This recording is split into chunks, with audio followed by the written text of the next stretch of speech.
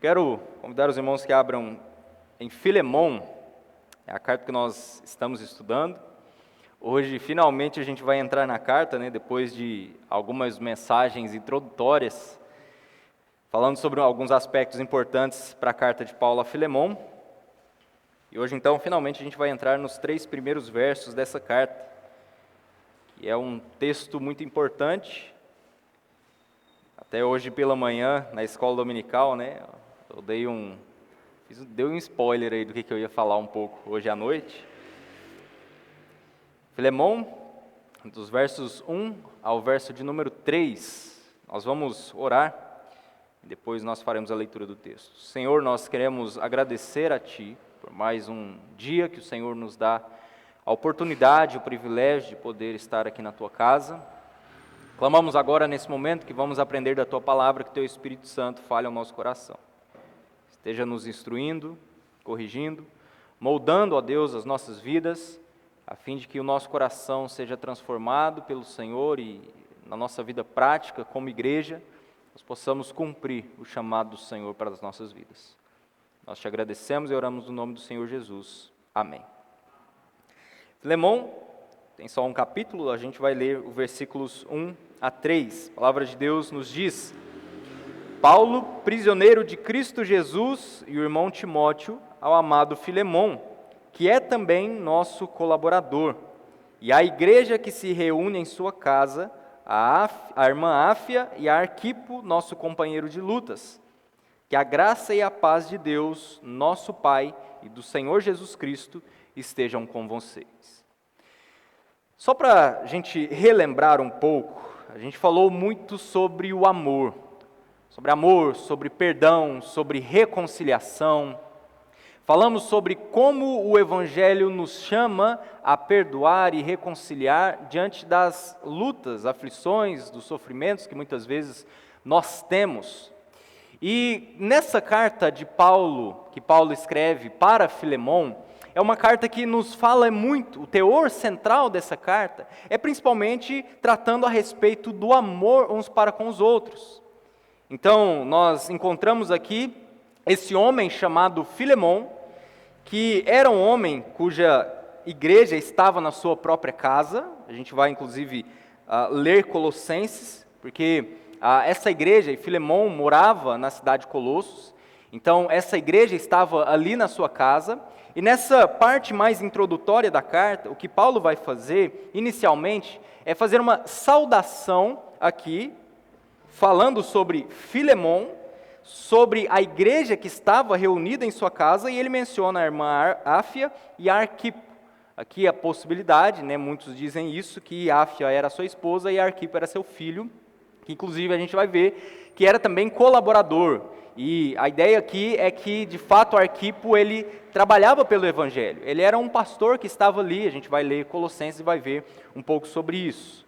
Então a gente falou sobre o amor, introduzindo então a carta de Paulo a Filemon, e mostrou que Filemon era um homem que tinha posses, era um homem que tinha escravos, e Onésimo era o escravo fugitivo, que agora havia roubado seu senhor, fugiu para Roma, se converteu por meio da pregação do apóstolo Paulo. A gente não sabe como, mas ele conseguiu encontrar o apóstolo Paulo ali, que estava preso naquela ocasião, ouviu o evangelho e se converte.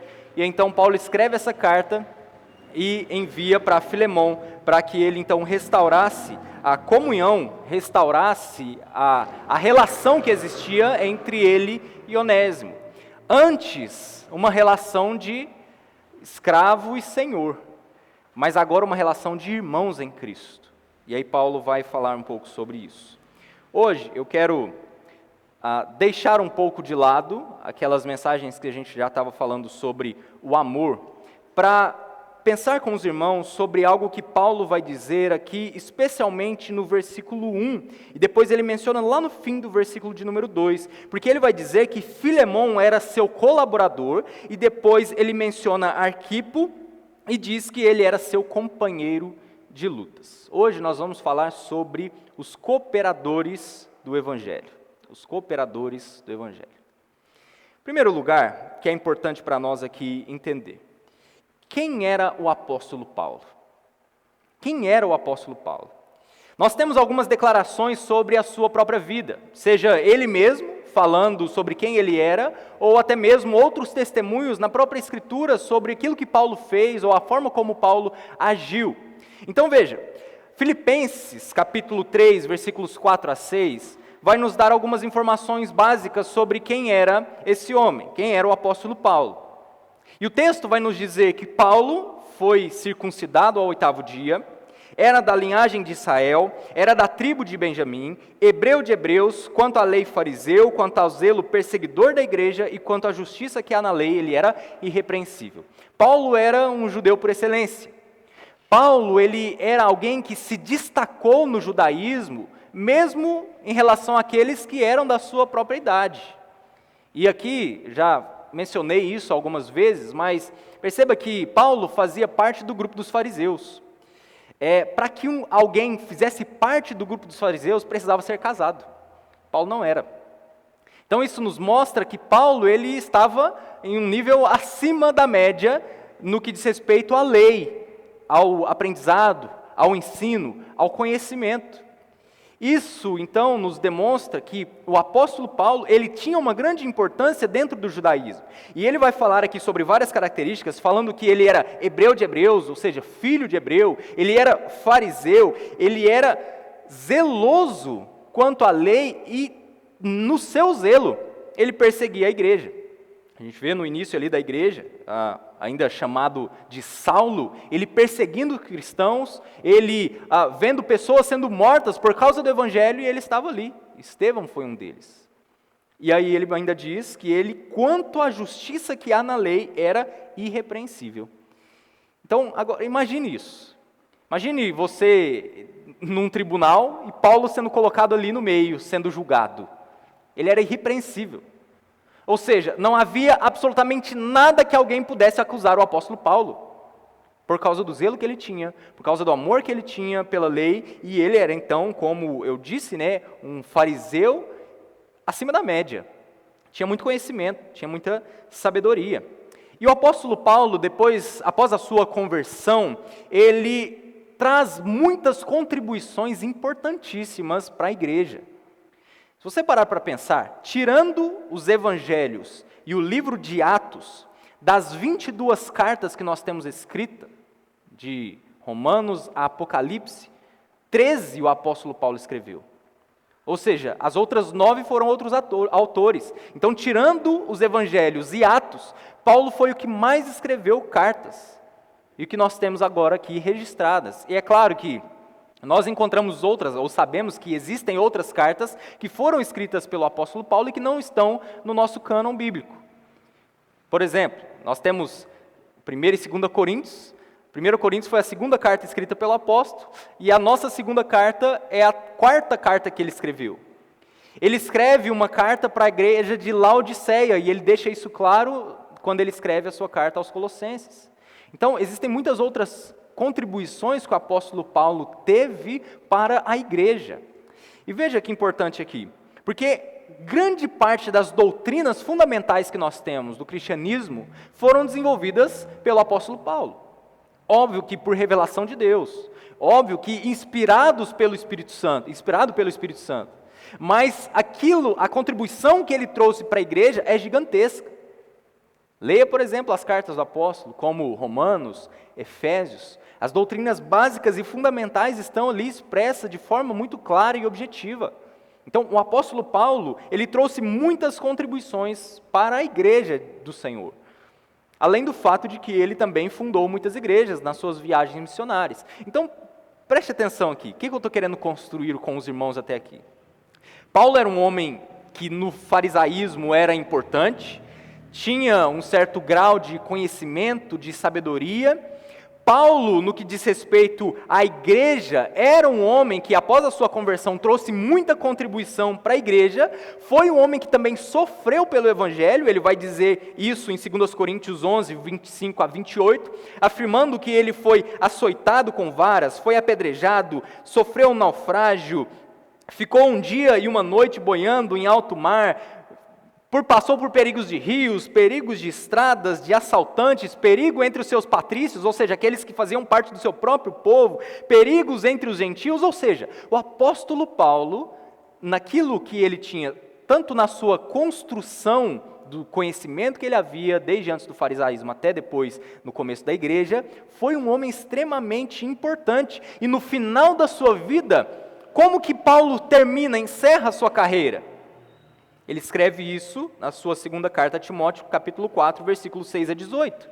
E ele vai afirmar: quanto a mim, já estou sendo oferecido por libação. O tempo da minha partida chegou. Combati o bom combate, completei a carreira, guardei a fé. Desde agora me está guardada a coroa da justiça, que o Senhor, reto juiz, me dará naquele dia, e não somente a mim, mas também a todos que amam a sua vinda. Veja, como foi a vida do apóstolo Paulo após a sua conversão? Uma vida dedicada ao Evangelho. Paulo tinha muito conhecimento, tinha muita sabedoria. Paulo foi alguém que, inspirado pelo Espírito Santo, trouxe para a igreja as principais doutrinas, ou fundamentou as principais doutrinas que nós defendemos até hoje. Mas por que eu estou dizendo tudo isso? Porque, voltando lá, para Filemão, Paulo vai dizer que Filemão era seu colaborador e Arquipo era seu companheiro de lutas. Paulo, sendo tudo que era, eu comentei hoje pela manhã, na escola dominical, eu não chego nem no mindinho de Paulo. Paulo, sendo tudo o que era, não estava sozinho e reconhecia que não deveria trabalhar pelo Evangelho sozinho. Reconhecia que aquele homem, em que na sua casa havia uma igreja, era, junto com o apóstolo, homem que era um colaborador, que trabalhava também pela igreja de Cristo. E veja que interessante aqui, irmãos, porque se os irmãos abrirem em Filemão, a gente encontra aqui, versículos 1 e 2, Paulo mencionando essas pessoas. Então ele menciona Filemão, Áfia e Arquipo, fala que eles são seus colaboradores, que são seus cooperadores, aqueles que estão junto com ele na luta, na causa do Evangelho. E no versículo 23 e 24, encerrando a carta, ele menciona também outras pessoas. Olha o que ele diz: Epáfras, prisioneiro comigo em Cristo Jesus, Marcos, Aristarco, Demas e Lucas, meus colaboradores, mandam saudações a vocês. Só nessa carta, Paulo menciona 9 pessoas. E que ele diz de forma direta que eram pessoas que colaboravam, que cooperavam com Paulo no Evangelho. Irmão, se tivesse alguém, eu quero colocar com muitas aspas aqui, tá? Espero que você entenda. Se tivesse alguém que fosse capaz para sozinho fazer algo, esse homem era Paulo. Mas ele reconhece que ele precisava de colaboradores. Ele reconhece que precisava de cooperadores que estivessem ali ao lado dele. E ainda, aqueles outros, mesmo não sendo apóstolos, ou até mesmo membros, entre aspas, comuns da igreja do Senhor, eram pessoas que Paulo reconheciam que estavam ali colaborando também pelo Evangelho. Ele não estava sozinho.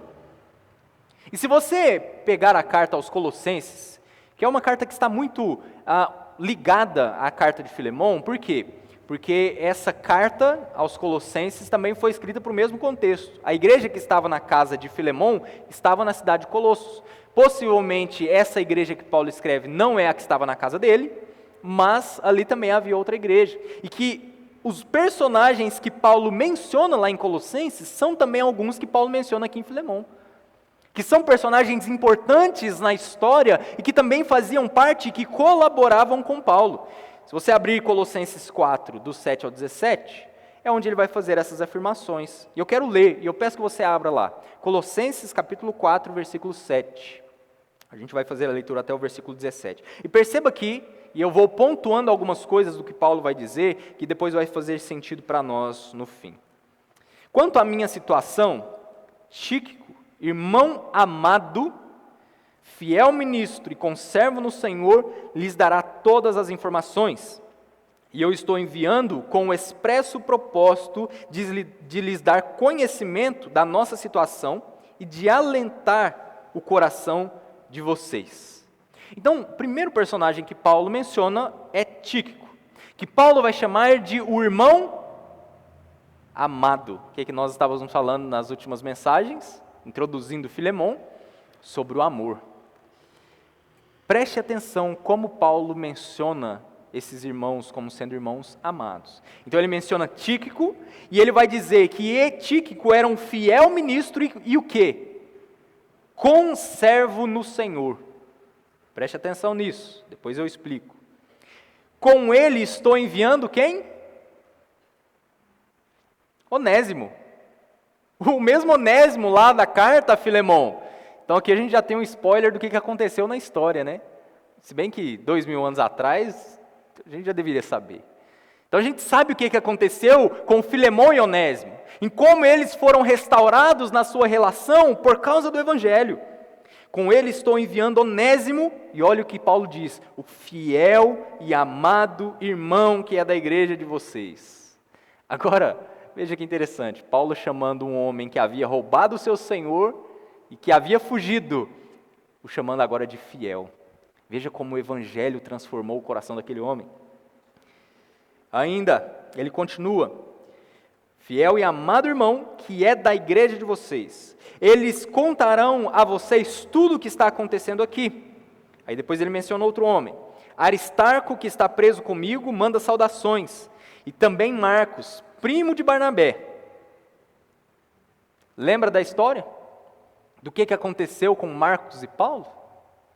A gente tem Paulo e Barnabé, que eram ali os primeiros grandes missionários que foram levando o evangelho, fundando igrejas. De repente o que acontece é que Marcos, que era parente de Barnabé, começa a ir com eles. Mas ao momento a gente não sabe ao certo o que aconteceu, mas que ele abandona os dois. E aí depois, em algum momento, Barnabé quer trazer de novo Marcos. E o que a Bíblia nos diz? Que houve uma desavença tal entre Paulo e Barnabé, que eles se separaram. Porque, agora veja o coração do apóstolo Paulo, em não querer perdoar e se reconciliar com Marcos. Interessante, né? Depois a gente fala um pouco mais sobre isso. Paulo, primo de Barnabé. A respeito dele, vocês já receberam instruções. Se ele for até aí, recebam-no bem. Agora veja aqui, que Paulo antes não queria, eu usei essa expressão, né, para Filemon e Onésimo. Paulo não queria nem saber de Marcos pintado de ouro na sua frente. Mas agora, reconciliado com ele, entende da importância de Marcos também para a progressão, para o trabalho do Evangelho ser levado. E ainda ele diz, vocês receberam instruções, se ele for até aí, recebam-no como? Como alguém que abandona o barco quando é pressionado? Não, recebam-no bem. É o Evangelho transformando a relação deles. Também Jesus, não Cristo, também Jesus, conhecido por justo, manda saudações. Estes são os únicos da circuncisão que cooperaram pessoalmente comigo, olha o que Paulo diz, pelo reino de Deus. Eles têm sido o meu consolo.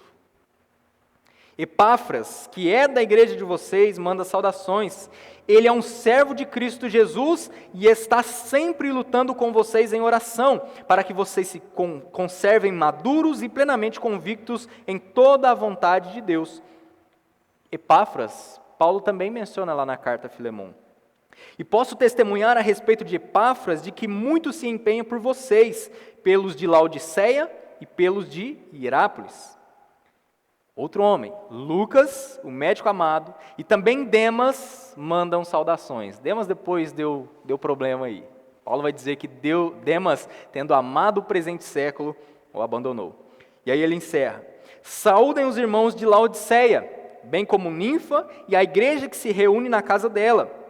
E depois que esta carta, agora preste atenção, tiver sido lida entre vocês, faça com que seja lida também nas igrejas dos laodicenses. E também leiam a carta que vier de Laodiceia.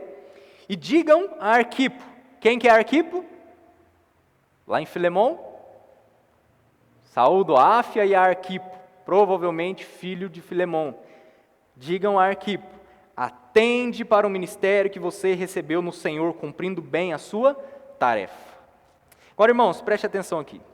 Paulo vai usar algumas palavras aqui, se você não prestou atenção, eu quero relembrar essas palavras. Paulo usou algumas palavras, tanto em Filemão quanto em Colossenses, para mostrar que essas pessoas, todas essas que foram mencionadas por ele, colaboravam juntamente com ele para o Evangelho, pelo reino de Deus, eles estavam trabalhando juntos pelo reino de Deus.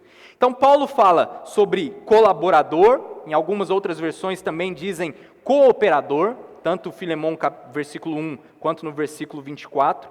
Essa ideia de colaborador ou cooperador é alguém que é companheiro de trabalho, que está ao lado trabalhando, seja no negócio, seja num serviço, alguém que se compromete a fazer algo ao lado de outro. Cooperador ou colaborador, aquele que está junto, trabalhando junto. Versículo 11 de Colossenses 4, vai dizer que eles cooperam pessoalmente com Paulo pelo reino de Deus. Então veja que não era uma cooperação de longe, eles estavam perto, cooperando com Paulo pessoalmente. Ele também vai dizer que eles eram companheiros de luta, pela causa de Cristo. É literalmente como um soldado que estava ali num exército. E mesmo que talvez não conhecesse muito bem o soldado que estava ao lado, mas estavam juntos ali, lutando pelas causas de Cristo. Chama também de conservos, em Colossenses 4, 7. O que é um conservo? É um servo que também se coloca ao lado de outro, e que eles trabalham juntos. Eles estão servindo o mesmo Senhor. É um escravo que está ao lado de outro, servindo o mesmo Senhor. E lá no versículo 11 de Colossenses 4, Paulo vai dizer que eles são o seu consolo. Outras versões vai dizer, eles são o meu lenitivo. Perceba como Paulo necessitava dessas pessoas. Principalmente aqui, eu quero fazer uma aplicação bem rápida aqui, antes da gente continuar.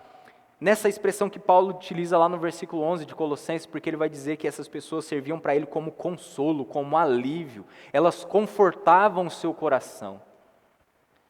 Irmãos, quem era Paulo? Quem era Paulo? Quantas instruções o apóstolo Paulo deu para a igreja? Quanto ao apóstolo foi revelado que ele vai afirmar que nem mesmo era digno de ser dito aos homens, quando ele escreve a sua carta aos Coríntios. Quem era Paulo? Agora se volta e diz, quem sou eu? Quem somos nós? Paulo era um homem muito mais capaz do que qualquer um de nós. Muito mais sábio, com certeza, do que qualquer um de nós. Era um homem que conhecia do judaísmo, era um homem que conhecia da filosofia da época, conhecia muito dos deuses, tanto é que a gente até falou pela manhã hoje, né? Chega ali na cidade e vê o altar ao Deus desconhecido e começa a argumentar com aquele povo. Nas suas pregações chegava até o Areópago e argumentava com os filósofos ali, então Paulo tinha muito conhecimento. Mas ele mesmo vai dizer que aquelas pessoas eram para o apóstolo pessoas que confortavam, que aliviavam o seu coração, que consolavam a sua vida. Irmãos, muita gente acha que o pastor ele é intocável. Em que sentido? Ele é só aquele que aconselha, ele nunca pode receber conselho. O pastor nunca sofre, ele só ajuda quem sofre. O pastor não precisa de oração, ele é quem ora para alguém. Ele não precisa de visita, ele só é aquele que faz a visita. A gente tem aqui o pastor Olavo, chegaram aí. É verdade ou não é, pastor? Às vezes a gente precisa de consolo.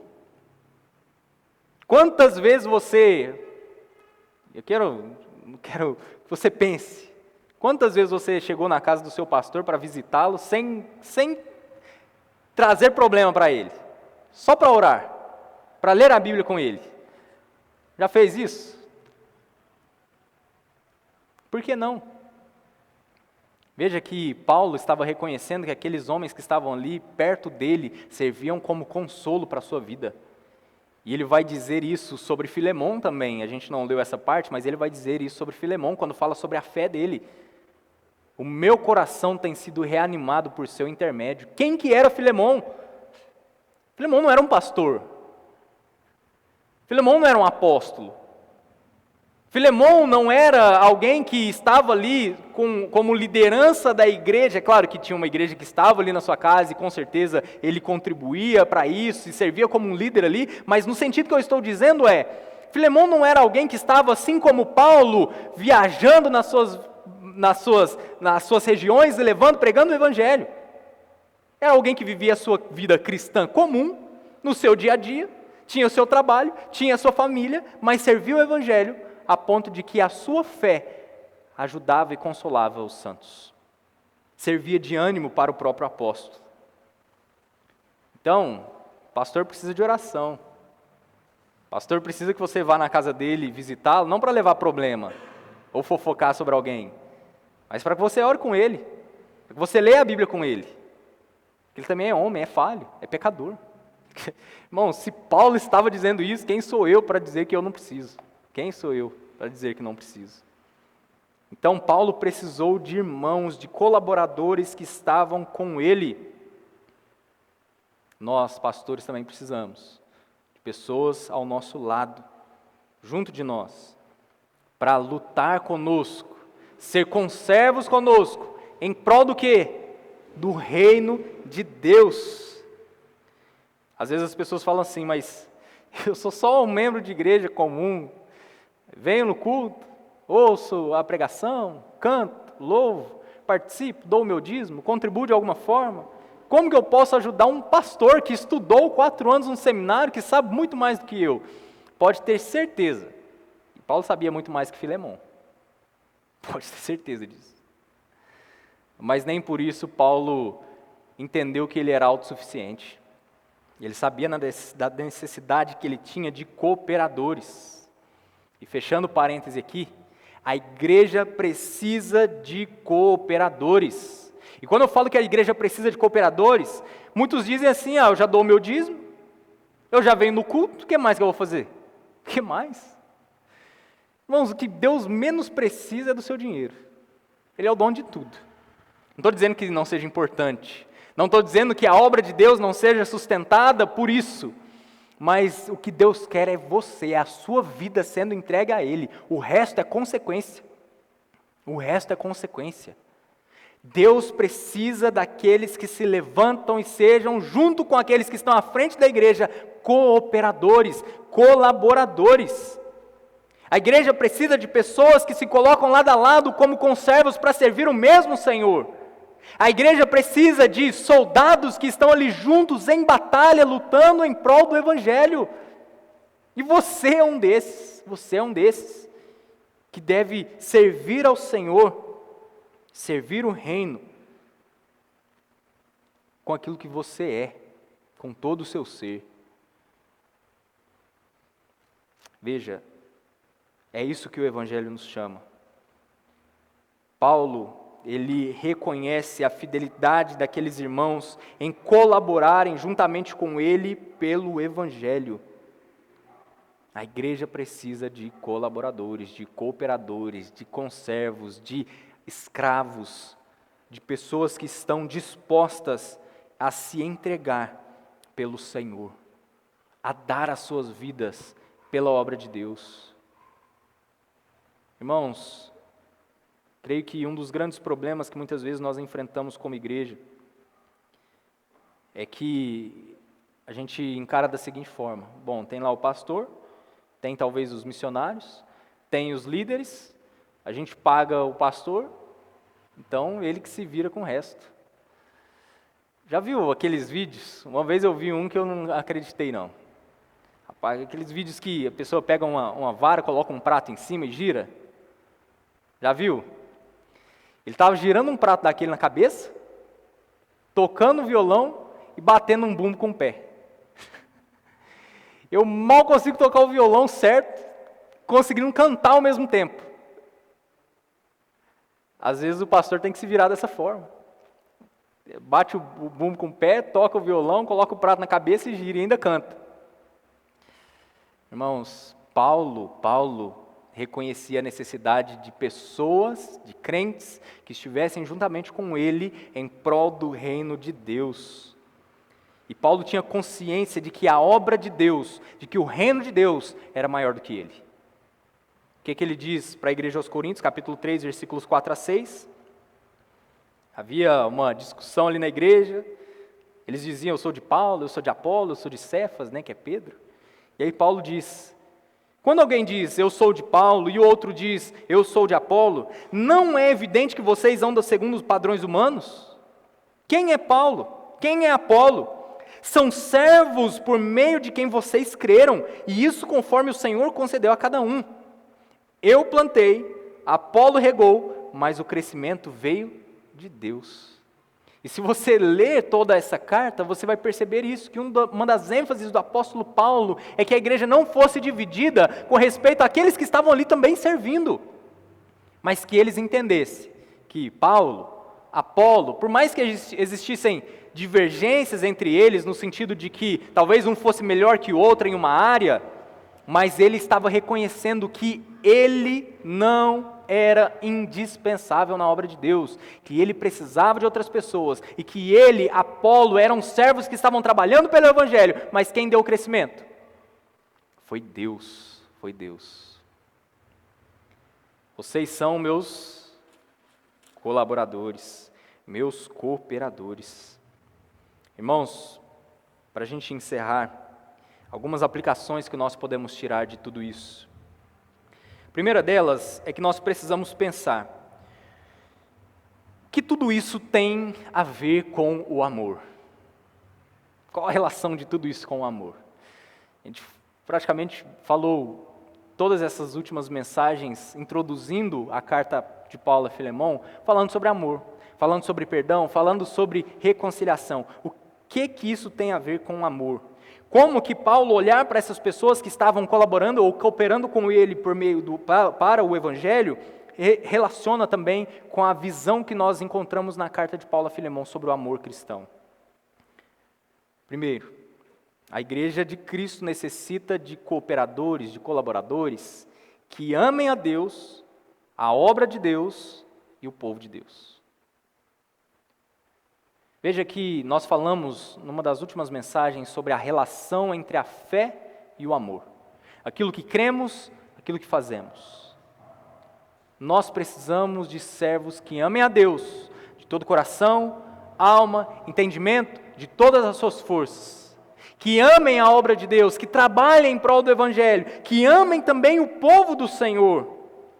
Uma igreja só pode sobreviver, mesmo diante das diferenças, dos conflitos que existem, porque o amor de Deus foi derramado em nossos corações.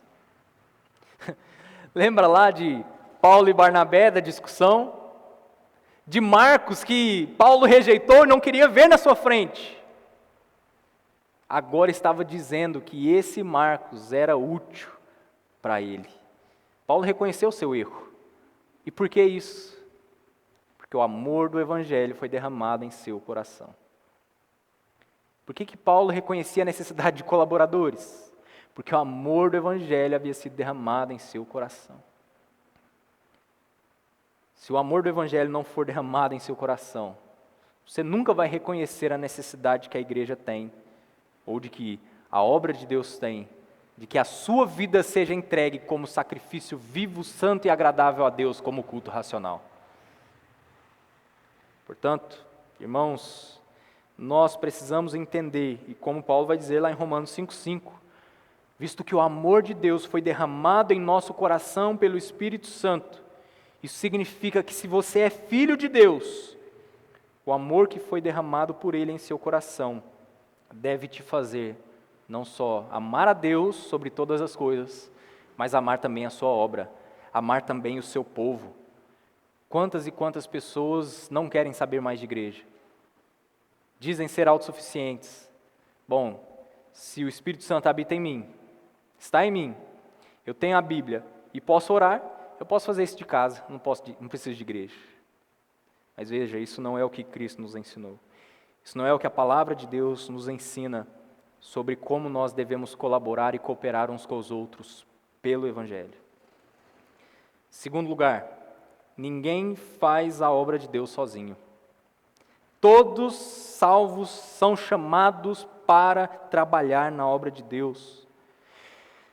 Talvez, você não saiba qual é a sua aptidão, ou como você pode desenvolver o seu ministério cristão na igreja, na sua casa, no seu trabalho. Mas veja, como que você pode trabalhar pela obra de Deus? Às vezes a gente faz a dicotomia, né? E tudo que a gente faz na igreja é santo, é puro. Saiu do portão da igreja para fora é secular. Então eu vou para o trabalho, secular. Eu vou para a academia, é secular. Eu vou para a faculdade ou para qualquer ensino, é secular. Mas aí eu venho para a igreja, é espiritual. Eu vou lavar a louça, é secular. Eu vou orar e ler a Bíblia em casa, é espiritual. Mas, irmãos, essa não deveria ser a divisão que a gente faz na nossa vida. A gente falou um pouco sobre isso. Por que não? Porque tudo que nós fazemos, quer comais ou bebais, nós devemos fazer para a glória de Deus. Então, como que você pode trabalhar pelo Evangelho? Orando com sua família, orando com seus vizinhos, com seus amigos, levando o Evangelho para eles, compartilhando a palavra do Senhor. Quando alguém tiver dúvidas em sua vida, você concede conselhos vindos da palavra de Deus. Nas adversidades que as pessoas têm no seu dia a dia, você deve trazer consolo ao coração delas. Você deve ajudar aqueles que são novos na fé, para que eles encontrem o caminho prudente. Você deve dar testemunho no seu trabalho sobre a obra de Cristo na sua vida, sobre aquilo que Jesus fez no seu coração, em como Ele transformou a sua vida. Você deve ajudar aqueles que estão necessitados, levar o Evangelho para aqueles que precisam de salvação, amar a palavra de Deus. Essas são coisas que você faz e se torna um colaborador do Evangelho. Irmãos, Deus não precisava de mim e de você. Não precisava. Mas veja que maravilhoso, Ele nos dá o privilégio de podermos servi-lo. Ele nos dá o privilégio de podermos dedicar a nossa vida em prol do seu reino, em prol daquilo que é eterno. Ele não precisava de mim e de você. As próprias pedras poderiam clamar. Os anjos poderiam e fariam isso muito melhor do que qualquer um de nós. Testemunhar sobre o amor de Deus. Mas Deus derramou o seu amor em nós. E a Bíblia vai nos dizer que os anjos anelam perscrutar, anelam entender isso. Para nós foi revelado, nós conseguimos entender, perceber, conhecer o amor de Deus, coisas que eles desejam entender. E além disso, nós podemos cooperar por Deus, pelo Evangelho. Veja como isso é maravilhoso. Então ninguém faz a obra de Deus sozinho, nós precisamos uns dos outros, eu preciso de vocês. Terceiro lugar. Aquele que é comprometido com Deus, que ama a Deus, também deve ser comprometido com a igreja do Senhor. Como eu disse, há pessoas que dizem, eu sou a igreja, o Espírito Santo habita em mim, eu posso ler a minha Bíblia e orar na minha casa. Sim, você pode e deve fazer isso. Mas existe um momento em que nós fazemos isso como povo, como congregação, como ajuntamento. Há um momento em que nós, de forma solene, nos reunimos para servir, para adorar a Deus como povo do Senhor. E isso serve de testemunho para o mundo. Então, aquele que diz amar a Deus, deve amar também a casa do Senhor. Eu não vou na igreja por isso, por aquilo outro. A igreja é o ambiente que Deus nos proporcionou para que juntos, mesmo diante de conflitos e desafios, nós possamos adorá-lo. Comentei isso lá no início das nossas mensagens, né? Como que você ama alguém dentro de casa, sozinho, isolado da igreja, isolado do corpo? Como você perdoa alguém que você nem mesmo tem contato? Então veja que estar na igreja, participar da comunhão com o povo de Deus, tem os seus desafios? Tem. Tem os seus conflitos? Sim. Mas veja, é o meio pelo qual Deus nos molda o nosso caráter, para que diante das lutas, nós não só nos aproximemos dEle, que nós afirmamos amar, mas também nos aproximemos e demonstramos amor uns aos outros. Então aquele que ama a Deus, que é comprometido com Deus, ou diz ser comprometido com o Senhor, também é comprometido com a igreja do Senhor. Quarto lugar, quando você trabalha pela igreja, você não está fazendo para o pastor. Entenda isso. Você não está fazendo para mim. Não sou o dono da obra. Não sou. Eu sou um conservo. Eu sou um soldado que, junto com os irmãos, está lutando pela obra de Deus, na obra de Cristo. Se você trabalha pela igreja ou faz algo pela igreja, você não está fazendo para o pastor. O que Paulo vai dizer é: todos esses cooperam pessoalmente comigo, não para mim. Eles não eram servos de Paulo, não eram funcionários de Paulo, e que estavam fazendo ali para agradar a Paulo, mas estavam fazendo para agradar o Senhor, tendo como liderança Paulo, sim, mas para o Senhor. Então, quando você faz algo pela igreja, não é para o pastor, não é para a esposa do pastor, não é para os líderes que você faz para Deus, para Deus. Se você não se lembrar de nada que eu falei aqui até agora, lembre pelo menos disso. Você não faz para mim, você faz para Deus. Nós estamos cooperando juntos pelo Evangelho. E último, ninguém é indispensável na obra de Deus. Às vezes a gente tem cargos, talentos, dons, e a gente acha que por ser bom, ou por fazer direito, a gente é indispensável. Se eu não for naquela igreja, acabou o culto, não tem culto. Se eu não tocar no louvor, irmãos, ninguém é indispensável na obra de Deus. Veja que Paulo menciona Demas, que estava ali como companheiro de lutas, mas depois vai dizer que Demas amou o presente século e o abandonou. Ele escreve isso para Timóteo, lá no final da sua vida. Demas não era indispensável. Paulo não era indispensável, ele não está vivo hoje. A igreja não depende de Paulo. Você pode até dizer, né, e muitos usam isso de argumento, a igreja foi fundada por Paulo, porque ele basicamente fundamentou todas as doutrinas. Não, Paulo foi inspirado pelo Espírito Santo. Se não fosse o Espírito Santo na vida de Paulo, ele teria usado outro. Então eu e você, nós não somos indispensáveis na obra de Deus, irmãos. E nós, como igreja, precisamos trabalhar de tal forma que se eu morrer depois da mensagem, a igreja deve continuar. Não por causa de mim, não porque eu fiz algo ou deixei de fazer, mas porque a igreja é do Senhor, não é nossa. Então ninguém é dispensável na obra de Deus. Espero que você também entenda isso. Que nossa oração seja para que o Espírito Santo transforme o nosso coração e que assim, sendo transformados por Ele, possamos colaborar, cooperar juntos pelo Evangelho do Senhor. Oremos. Senhor nosso Deus, nós queremos agradecer ao Senhor pela Tua palavra e clamamos que o Teu Espírito Santo continue trabalhando em nosso coração, em nossa vida, fortalecendo a nossa fé, para que juntos, ó Deus, nós possamos cooperar pela Tua obra.